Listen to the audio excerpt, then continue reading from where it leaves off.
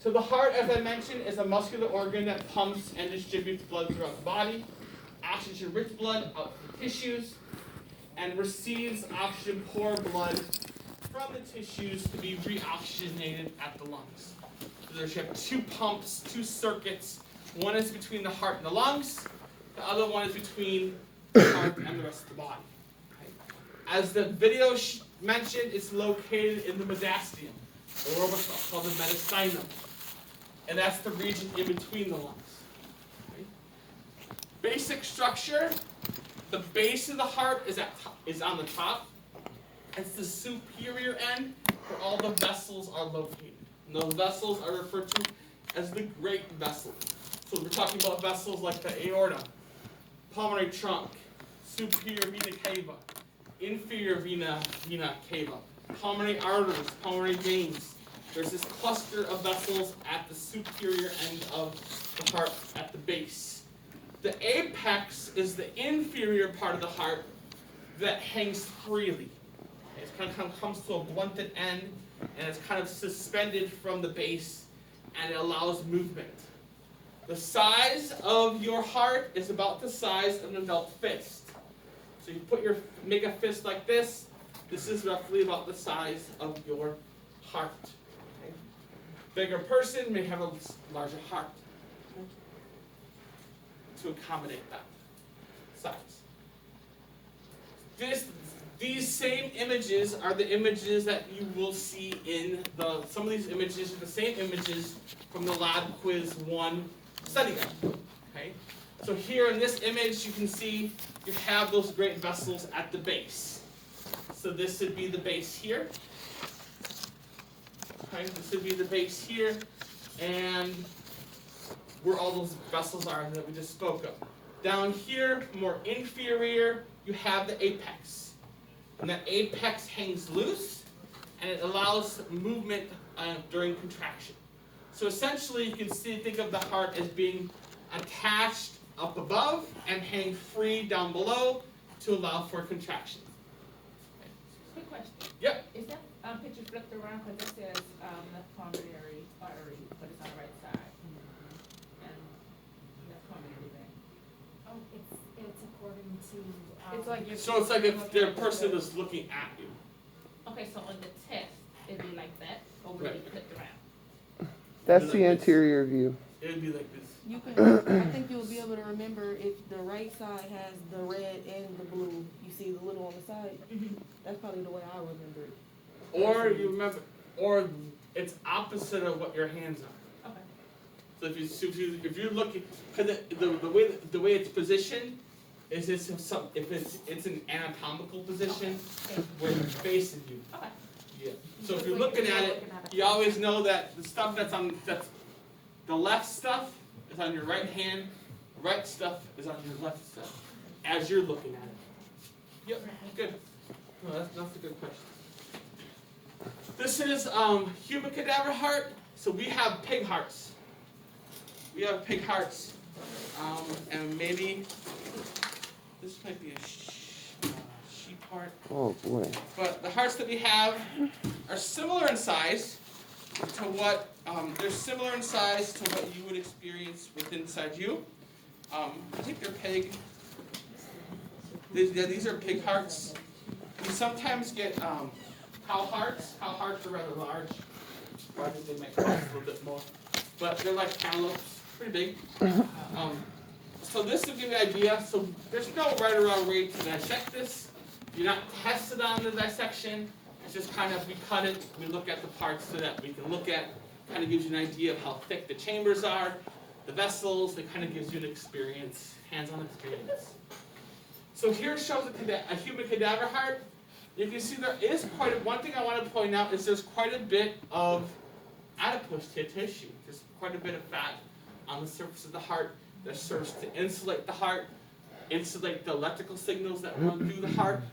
You also have here, this is a cross-section, and you can see, we'll talk about the chambers. So there's 4 rooms in the heart. You have 2 upper rooms or chambers called the atria. Okay, they're smaller, they have a smaller workload. And then you have these 2 bottom chambers you have a right ventricle and a left ventricle. These ventricles are the lower bottom chambers. They have a greater workload because they have to generate enough pressure to inject blood against pressure within the vessels. Okay. So they have a thicker wall, a lot more cardiac muscle than the upper atrium, because they need to generate greater contraction.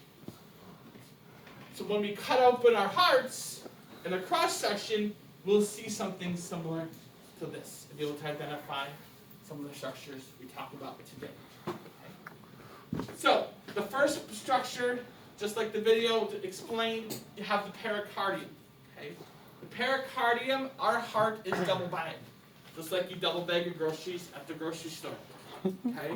So it's a pericardium, pericardial sac, the double-walled, fluid-filled sac that surrounds the heart.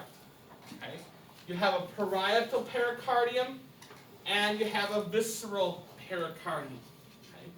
And you have where it looks kind of like just an abstract picture, where the membrane folds back on itself. The heart would be in here, and you're going to have the parietal pericardium, you're going to have the visceral pericardium, and inside here you have this pericardial cavity, and inside that cavity you're going to have the pericardial fluid. It's not a lot of fluid. Think of it, I kind of think of it as two pieces of paper on top of each other. You have that thin amount of space, and then in between you have fluid in between those two membranes. Okay? So the parietal pericardium makes contact with the lungs and chest cavity. It's fibrous, it has a serous layer that produces the fluid, and then it turns inward at the base and forms the visceral pericardium. Now the visceral pericardium is also called the epicardium. And the epicardium is the top layer of the heart wall. So one structure, two names. It makes contact with the heart surface. Okay? And in between those two membranes you have the cavity, and the cavity is going to have the fluid. Now the function of the pericardium is that it acts as a lubricant. So it allows the heart to contract freely without friction. Okay? If you think about it, our heart beats about 70 times per minute. Okay? So if you think about there's 60 minutes in an hour, think about how many beats. It just kind of explodes. It kind of keeps adding more and more beats. So you have thousands and thousands of beats, tens of thousands of beats per day. Okay? So if your heart would consistently make contact with your lungs without any kind of lubrication, you could create friction, which could create sores and pain, things like that. It also keeps your heart in its own compartment. So your heart is compartmentalized, where it's kind of isolated from the lungs and kept in its own space. And that's important, because let's say you have a lung infection, it prevents the lung infection from spreading to the lungs. When we talk about the lungs also have what's called the pleurae, and they're also double bagged. So they have their own membranes that surround them to put them in their own compartment.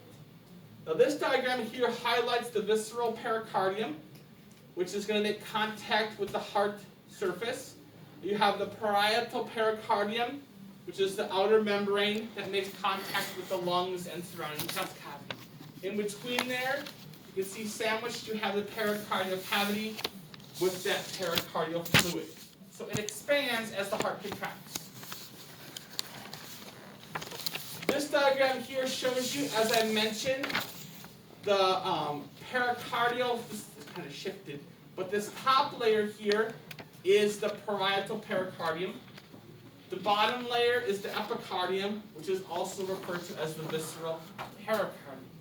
Now, in between the two layers, you can see how it kind of folds back on itself, and in this cavity that runs along the surface of the heart, that cavity is where you're going to have the pericardial fluid.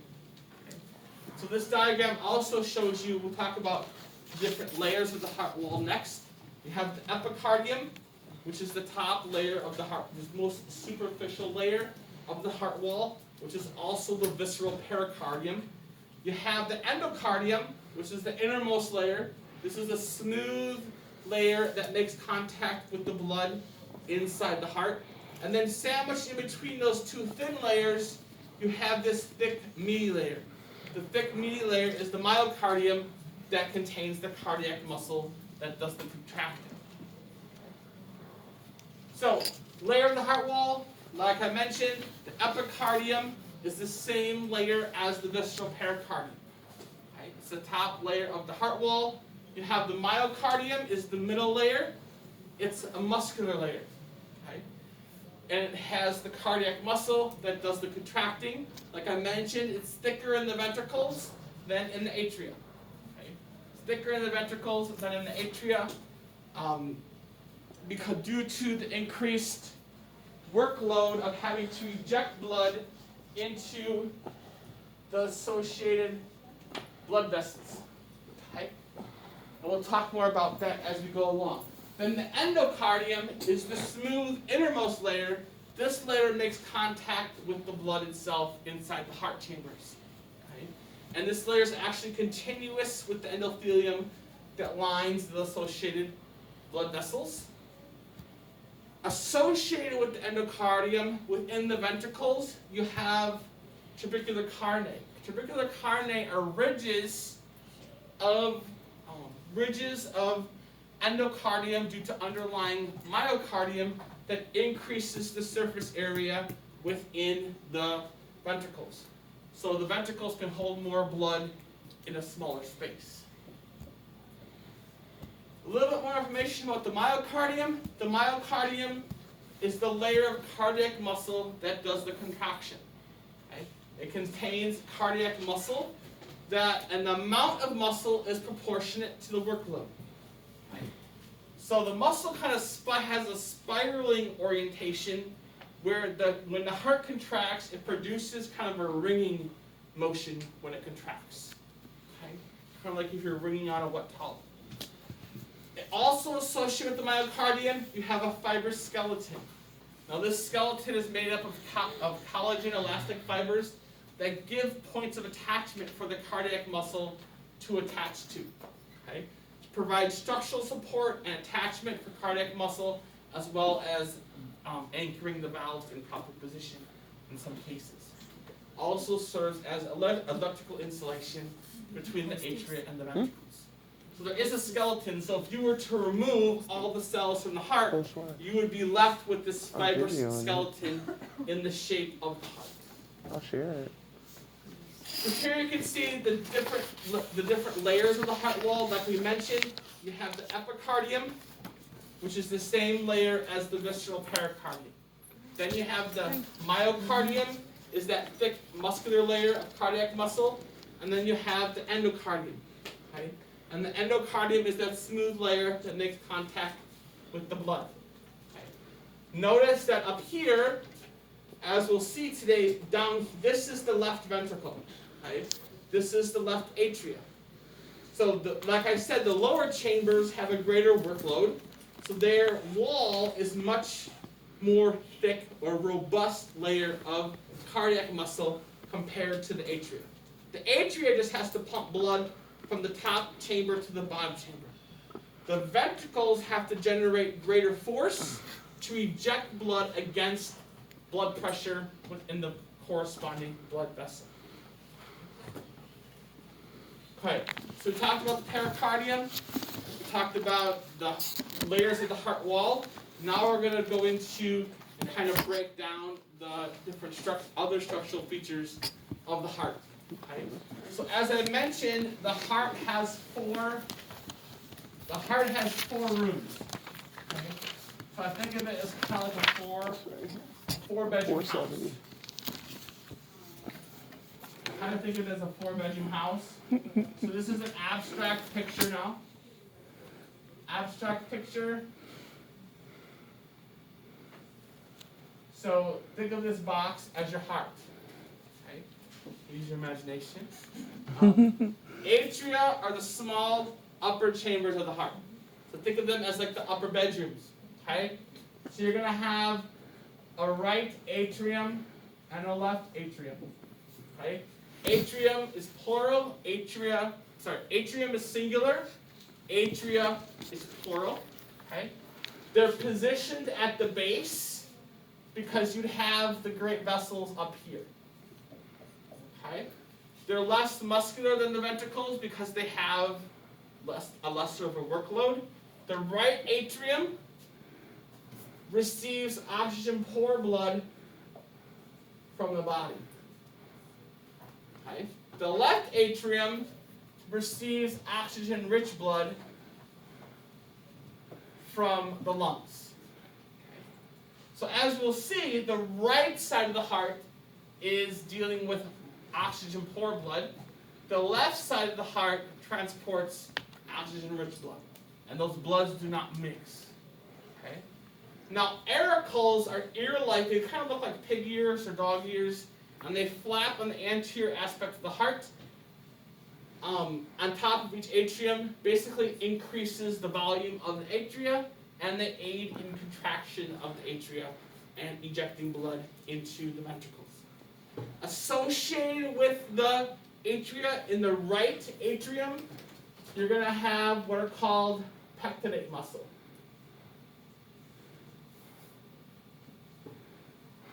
Pectinate muscles are in the right atria, and they aid in contraction of the atria to help eject blood or push blood into the right ventricle. Okay? You also are going to have the interatrial septum. There's a P missing here, S-E-P.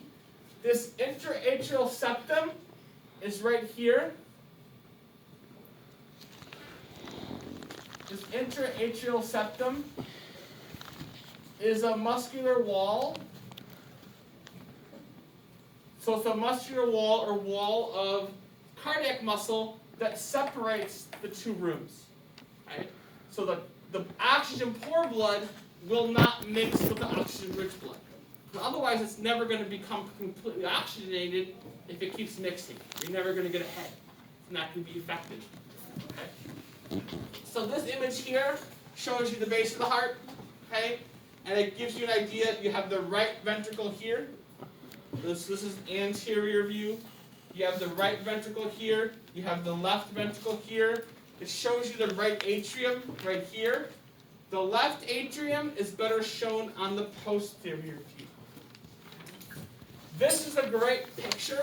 This is a great picture to know for the lab quiz. It shows you a lot of information. So here we have the right atrium. Right atrium is located here. And you're going to have the left atrium. And then you can see in between the two chambers, you have the interatrial septum, which is that muscular wall that separates the two rooms and keeps the bloods separate. It also shows you here you have the pectinate muscles. The pectinate muscles are the ridges of myocardium, mainly in the right atrium, that help eject blood or push blood into the right ventricle. Now the ventricles are the two larger and lower rooms of the heart. You're going to have a right ventricle, and you're going to have a left ventricle. Okay, so these are larger rooms, and they have special features associated with them. Okay, they're larger, lower chambers of the heart. They're more muscular than the atria due to increased workload. The right ventricle pumps oxygen-poor blood to the lungs. So this chamber is also oxygen-poor blood.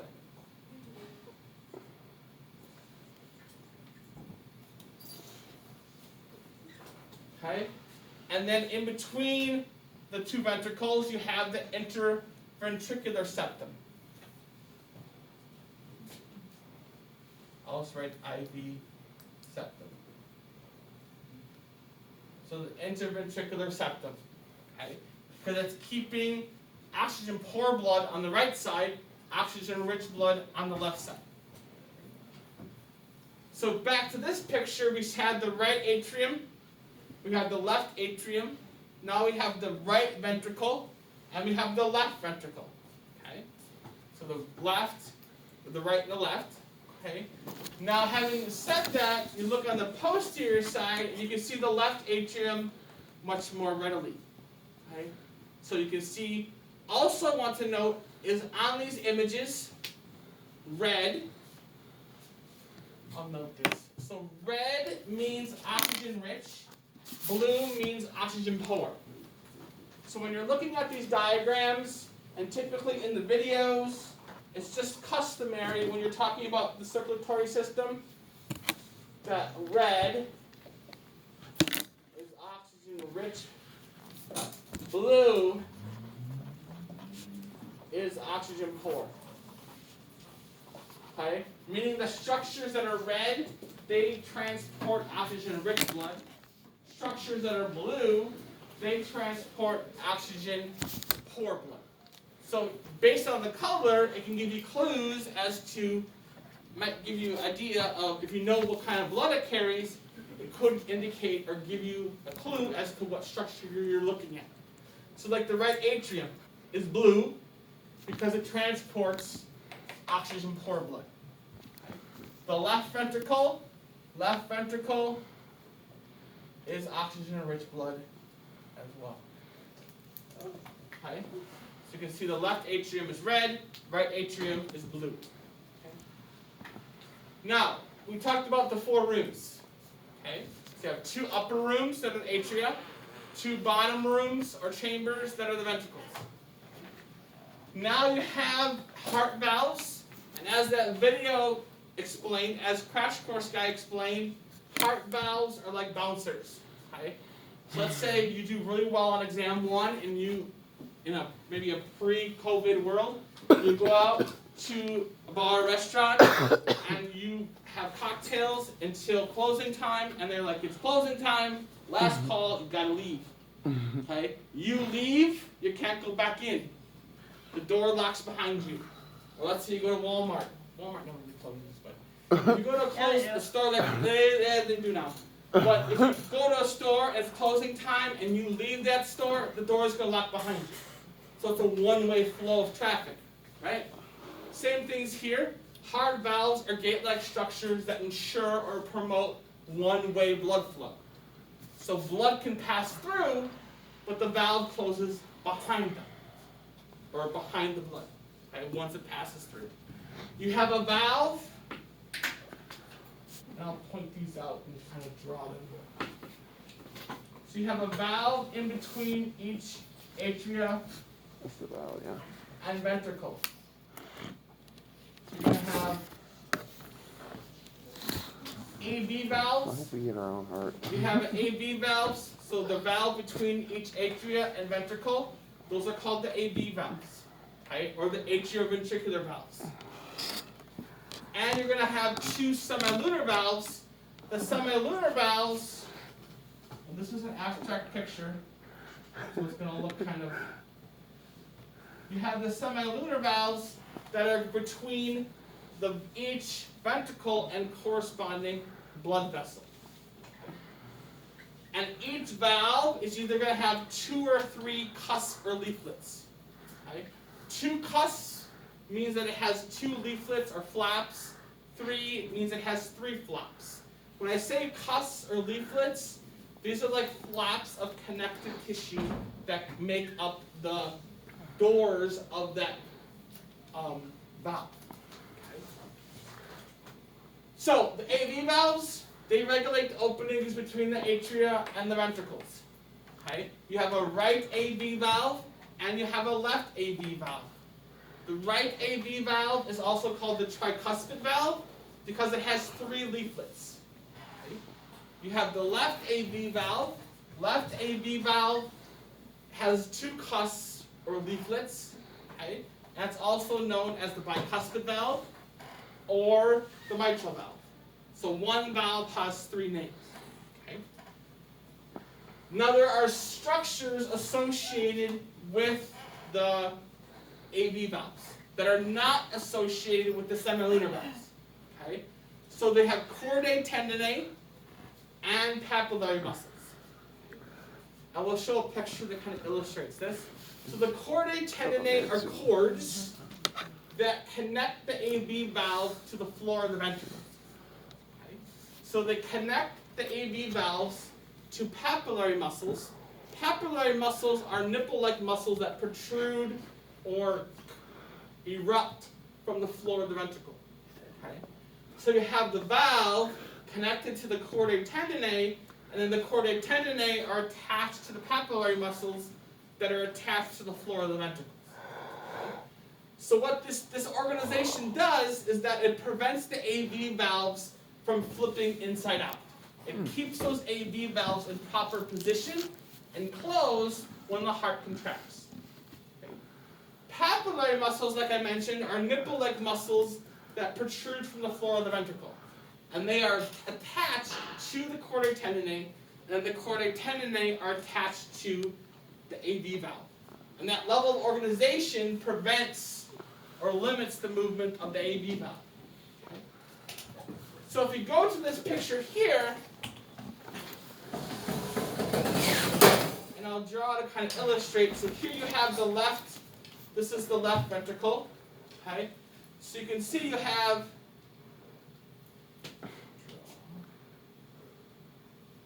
a papillary muscle there and a papillary muscle there. Okay. So these are nipple-like muscles that come up from the ventricle floor. Then you're going to have these strings. Those are the chordae tendineae. Okay. And then this white structure here is going to be the left AV valve. Okay. You can see the same organization here, where you're going to have papillary muscle, papillary muscle, papillary muscle here, okay, and one here. And you can see that you have these strings. And they remind me of strings on kind of like parachute strings, okay? And they're attached to the valve itself.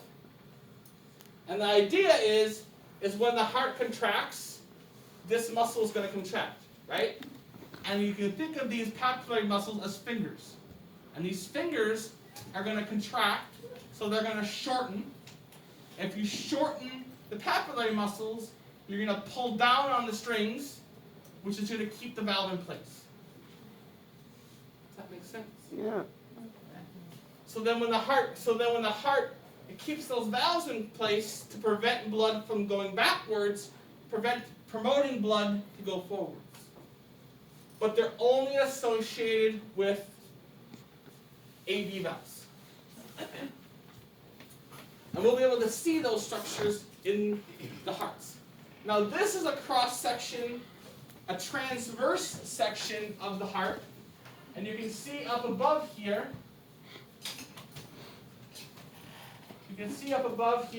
that they've essentially chopped the base of the heart off.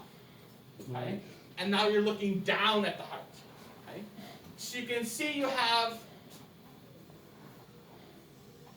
the valve. These are the AV valves. Okay? So you have the right AV valve, which is the tricuspid valve. You have the left AV valve, which is the bicuspid valve. So it's like you're looking into the ventricle. Okay? And you can see you have 1, 2 leaflets or cusps. Here you're going to have 1, 2, 3. So those are those flaps that open and close when the valve opens and closes. These are the 2 next valves we're going to talk about. We have the aortic valve and the pulmonary valve. Okay? Those are your semilunar valves. Okay? The aortic valve controls blood flow from the left ventricle to your aorta. Pulmonary valve controls blood flow between your right ventricle and pulmonary trunk. Having said that, these 2 valves have 3 cusps as well. Okay? So a good exam question, quiz question, board exam question, because there might be some anatomy questions on a board exam maybe one day. The left AV valve is the only valve to have 2 cusps, 2 leaflets. Okay? And it's the valve that's most often replaced because it experiences a lot of pressure, because there's a lot of pressure built up in the left ventricle, and it tends to be a little bit more of a weaker valve because it has only 2 cusps rather than 3 cusps. Is that the bicuspid? Yep. Okay. So the so the left AV valve, bicuspid valve, and the mitral valve are all the same structure, Okay. just 3 different names. Nice. Okay. This image here shows you an endoscopic view of a valve. So you can kind of see how the valve looks like in real time within the body. And you can see the different cusps, how the cusps look kind of more naturally. I believe this would be a semilunar valve based on how it's structured. So you have the 3 cusps that make up that valve. I think of valves as kind of like trap doors, where when they open, they pop open and blood flows through. Okay. So, as I mentioned, you have the semilunar valves. And the semilunar valves regulate the openings between the ventricles and the great arteries. Okay? So you have the right semilunar valve, which is the pulmonary valve, controls blood flow between the right ventricle and the pulmonary trunk. The pulmonary trunk is eventually going to lead to the lungs. Okay? That's why it's called the pulmonary valve. The aortic valve, or the left semilunar valve, controls the opening between the left ventricle and the aorta. So then the aorta is going to deliver oxygen-rich blood out to the body. Okay? So that's why it's called the aortic valve, because it controls blood flow to the aorta. One thing to note is that these both have the 3 cusps or leaflets, but they're not associated with chordae tendineae or papillary muscles. Only the AV valves have chordae tendineae and papillary muscles. Okay? So, back to this image here. We talked about the AV valves, chordae tendineae, papillary muscles. Here's the pulmonary valve, okay? And here, tucked back here, is the aortic valve, here. So you can see that they're structurally a little bit different than the AV valves. Okay. So as we kind of make our way through here, you have the great vessels are the next step of the anatomy. So we talked about the pericardium, talked about the layers of the heart wall, then we talked about the 4 rooms, 2 atria. You have 2 atria. You have 2 ventricles.